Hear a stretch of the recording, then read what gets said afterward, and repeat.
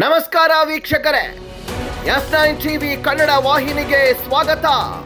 ಯಡೂರು ವೀರಭದ್ರೇಶ್ವರ ಗರ್ಭಗುಡಿ ಸಂಪೂರ್ಣ ಜಲಾವೃತ. ಮಹಾರಾಷ್ಟ್ರದ ಕೊಂಕಣ ಪ್ರದೇಶಗಳಲ್ಲಿ ಭಾರೀ ಪ್ರಮಾಣದಲ್ಲಿ ಮಳೆಯಾಗುತ್ತಿದ್ದ ಪರಿಣಾಮವಾಗಿ ಚಿಕ್ಕೋಡಿ ತಾಲೂಕಿನ ಸುಕ್ಷೇತ್ರ ಯಡೂರು ವೀರಭದ್ರೇಶ್ವರ ದೇವಸ್ಥಾನದ ಗರ್ಭಗುಡಿ ಸಂಪೂರ್ಣವಾಗಿ ಜಲಾವೃತಗೊಂಡಿದೆ.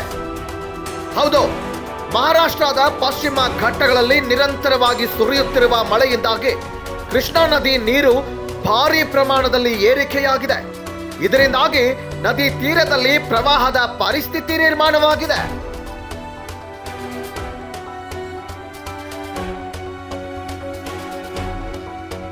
Bureau report, Chetan, S9 news, Chikkodi.